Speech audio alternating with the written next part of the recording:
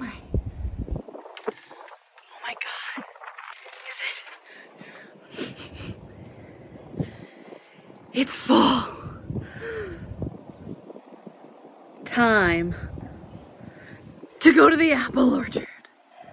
Okay, but seriously, today is the first official day of fall, and it, honest to God, is the first day in Tennessee that it is under 80 degrees that I have been here, and the air just feels crisp and delicious. And I just need to go to an apple orchard. I just need to bake all the things.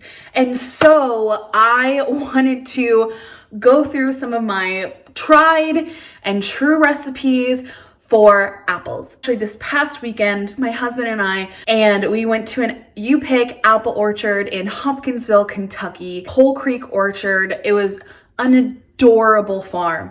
They're relatively new, and it's a beautiful area.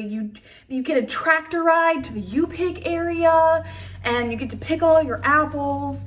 And then the bakery stand, they make everything from scratch, and it was, honest to God, it was heaven. We had a fabulous time.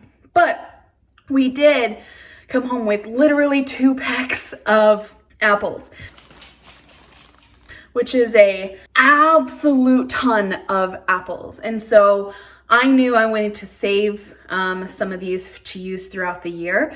And so my main thing I do is I do apple butter. Delicious, straight from the Midwest, like perfect, beautiful apple butter. It is surprisingly easy and is a convenient byproduct of one of the most perfect products in existence of all time, apple cider. So yeah, the apple butter is actually a byproduct of apple cider. So you really get 2 things in one. And it is absolutely delicious, incredibly easy, and it's all done either in a big Dutch oven like that on the stove or in a crock pot. And then you guys get an In the Kitchen with Becca exclusive, because I created a brand new, unique recipe for apple bread.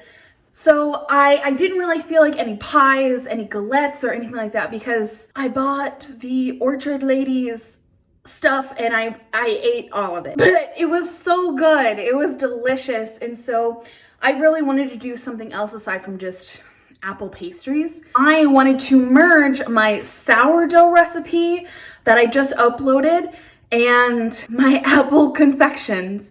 So I did a brand new original recipe using my apple butter and some apples to make apple bread. If you guys find yourself at an apple orchard with tons of beautiful fall apples, please try these recipes.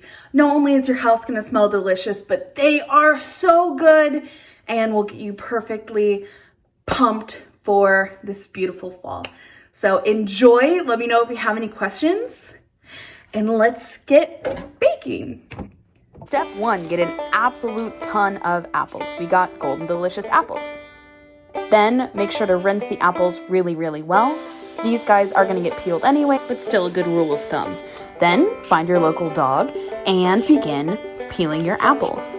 Also a delicious treat for pups. Then roughly cut your apples. I like to first slice them and then cut them into big chunks like this until you get a pot about 1/3 full of your apples. I'm using a high-walled Dutch oven. To that, I have some raw sugar. I think it has a better flavor, some maple syrup, some filtered water. You're gonna add about 2/3 of a cup of the raw sugar and then about 1/4 a cup of the maple syrup. Then pour in about 1.5 liters of filtered water. Enough that the apples are completely covered by the water. Then add 2 whole cinnamon sticks. Turn the stove on high. Mix to dissolve the sugar a bit and bring to a boil. After it's boiling, cover and turn down to a simmer and let it cook for about 3 to 4 hours or until the apples are a dark brown. Strain, separating the apple cider from the apple mash, which we're gonna turn into apple butter. Blend the mash for a few minutes until it is absolutely deliciously smooth. Then add to a pot and season to taste with pumpkin spice mix and brown sugar. This is gonna take about 15 to 20 minutes.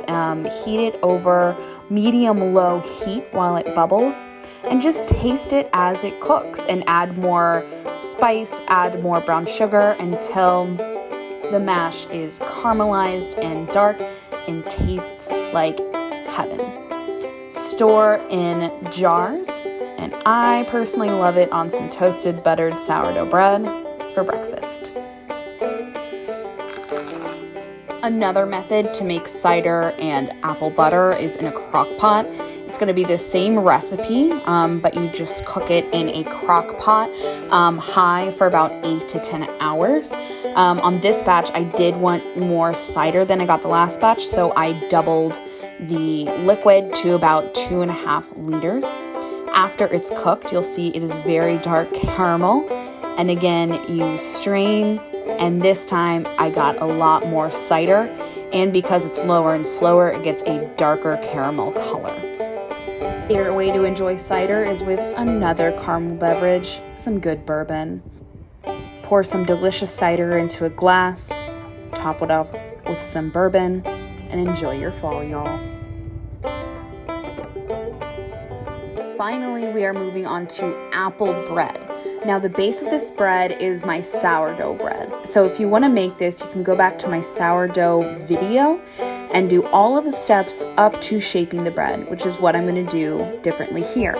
On a floured work surface, stretch the dough until it's a large rectangle. I didn't measure, but about 13 by 9. Then, using an offset spatula, take your cooled apple butter and distribute a thin layer across the entire dough. I mean, just look at that.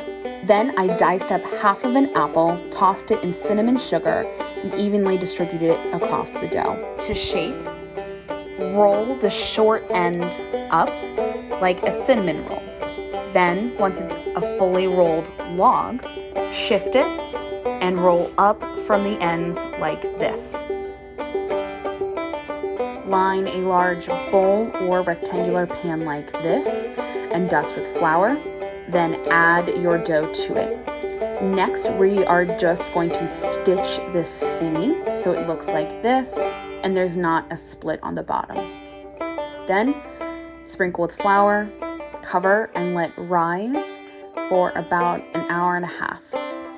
You'll see the dough has about doubled in size, and we're gonna preheat our oven to 415 and put in our stone baking dish. After about 30 minutes, we're gonna remove then add a piece of parchment paper and very carefully turn out your dough into your hand, and you're gonna lay it in the casserole seam side down. I mean, look at that beautiful apple blob.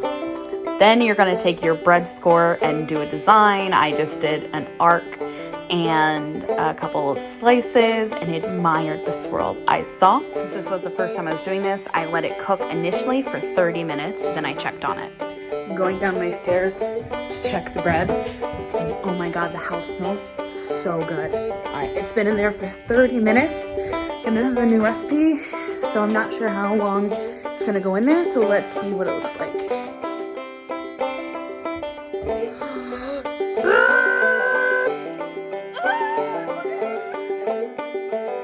If you couldn't translate that, that means it looks so good. I cooked it for about 10 more minutes, which was about 40 minutes all told, and got this delicious, beautiful loaf. Now, time for the grand reveal. Did it bake all the way through? And yes, it did. Look at that. Honestly, it was lightly sweet, a delicious flavor, still some sour, but the perfect bread for fall. And I highly encourage you, look around, go to an apple orchard, visit a small farm that has some produce and baked items, and please go out there and enjoy this delicious fall.